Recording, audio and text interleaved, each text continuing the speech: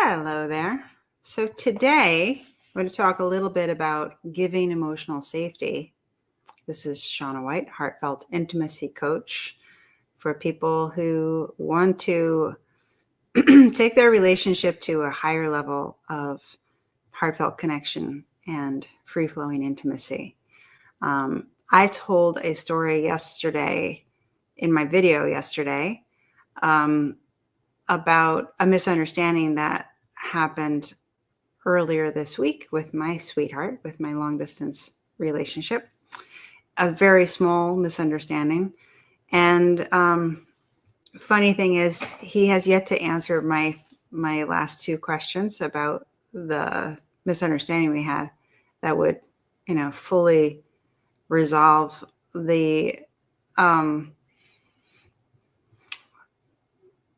what happens when you have a misunderstanding or something comes into question is, if for me, I think of it more like an energetic thing, like it's a skip in the road or a bump or things that don't match.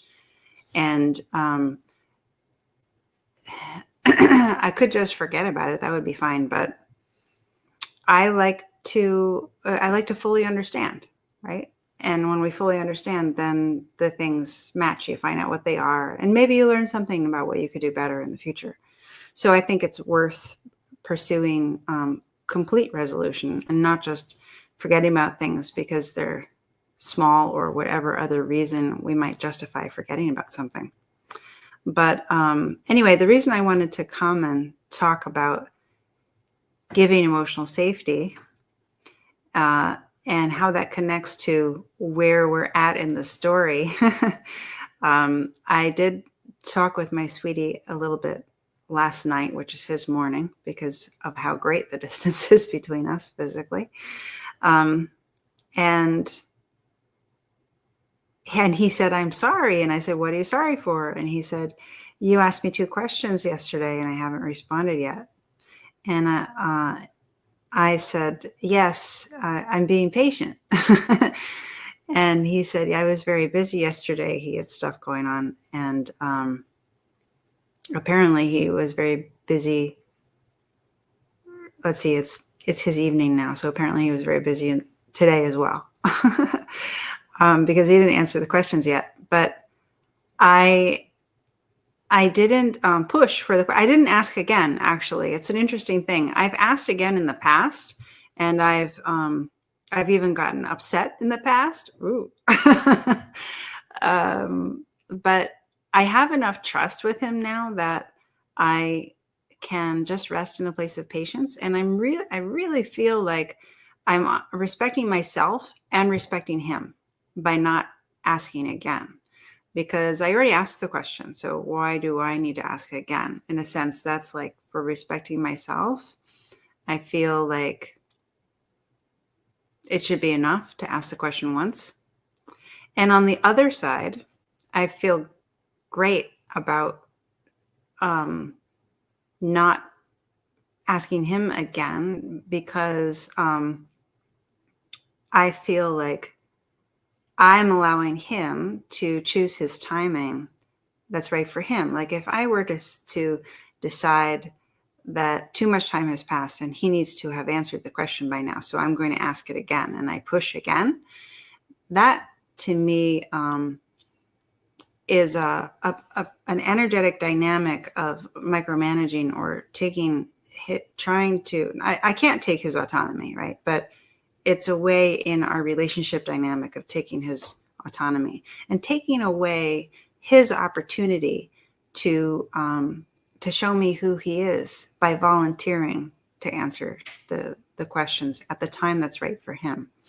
So anyway, yesterday he said something really beautiful. He said that he feels emotional from feeling how sweet I'm being around this situation. I think that's what he meant based on the timing. And it's kind of funny because I haven't been so sweet in the past. We all have challenges and triggers that come up for us, and we're all, I hope, working through our challenges and triggers. Certainly I am. And this is new for me, actually, to be so peaceful and gentle when I feel like there's an outstanding miscommunication or a misunderstanding is fine, whatever. But I'm I'm a communicator, and I like to sort these things out. And in the past, I have not had the patience to necessarily be gentle and quiet, even if things take longer than I would have them take to resolve the whole situation. So, but I am feeling capable and also really good about just being peaceful. It helps that this misunderstanding is a very small misunderstanding. There's not really any emotional consequence hanging in the air around the misunderstanding.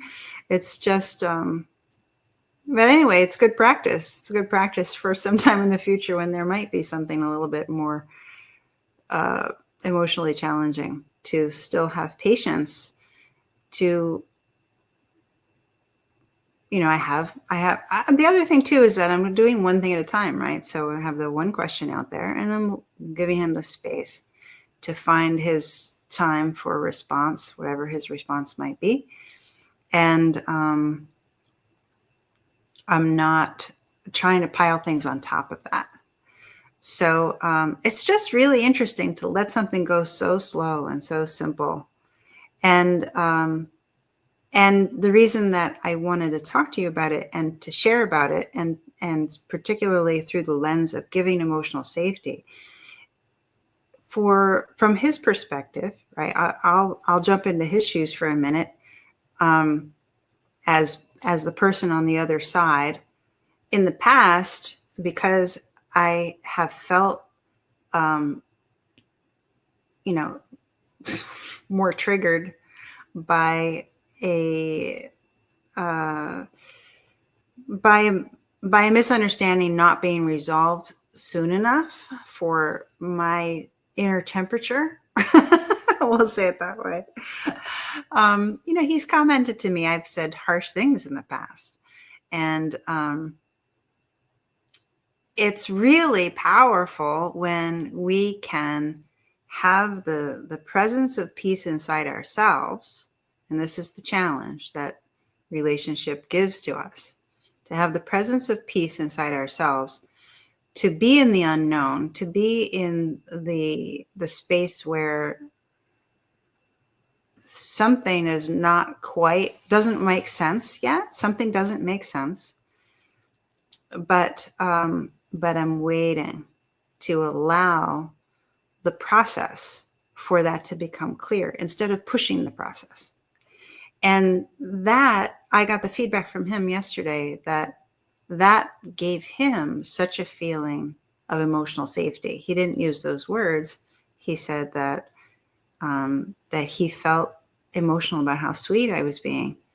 And I can't tell you how many times I've had so much gratitude for his patience with me in whatever things, actually probably situations where we were having a miscommunication and I wasn't being super patient about the time that it would take to have the full conversation, or I didn't see enough about what the possibilities were for how that conversation could take place. So I thought it wasn't taking place.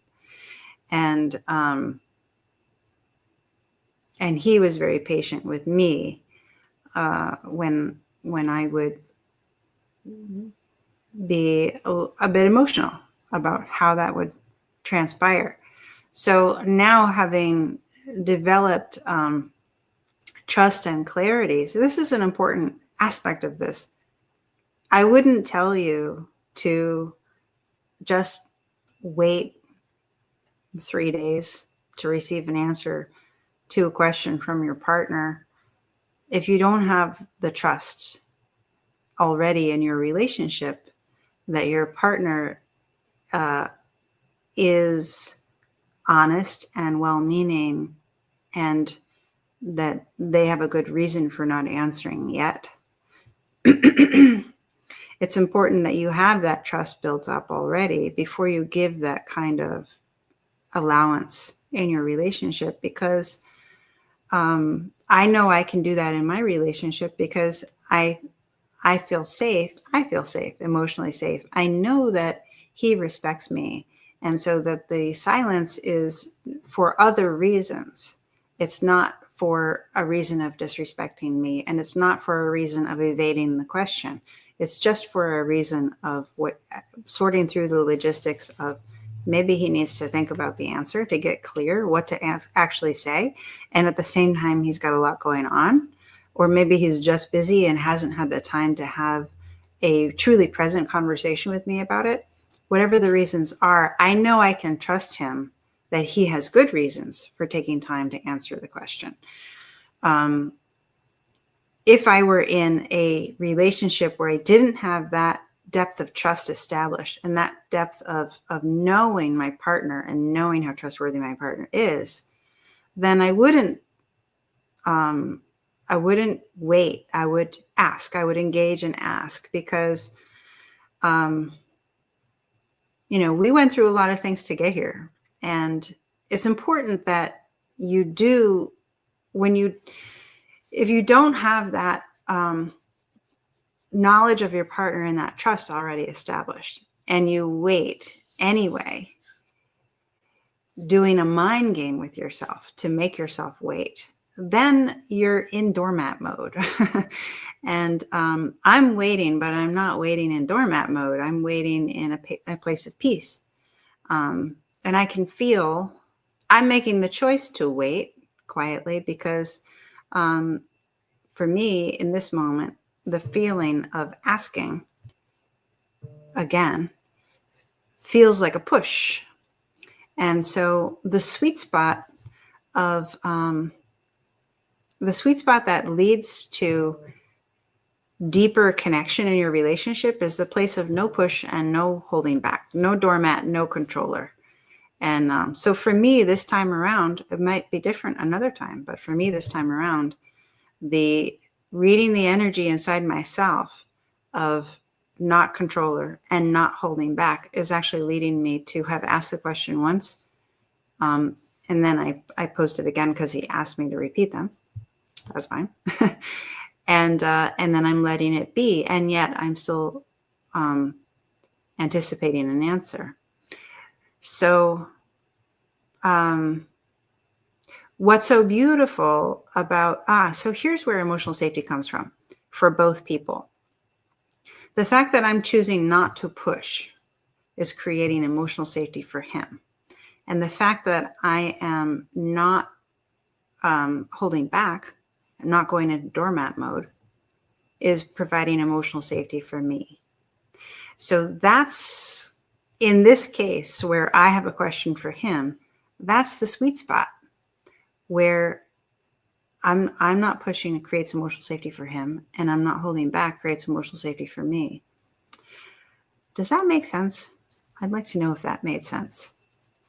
Anyway, that's really what I wanted to share with you today. And the other thing I'll mention is that I did a podcast. I was a guest on a podcast recently, the Christopher Mark podcast. Actually, I'm not sure if that's the name. I know that's the name of the man that I sat with, who's a really beautiful man, who has a beautiful humanistic heart, a spiritual nature. I mean, I can feel his depth, and I really enjoyed my conversation with him. So I'm going to be sharing that podcast episode with you very shortly. Later today, I will publish it. All right. Let me know if what I shared about emotional safety made sense. And if it didn't make sense, ask me a question in the comments, because I would love to clarify and make sure that I made sense with what I shared. Okay, take care and have a great day.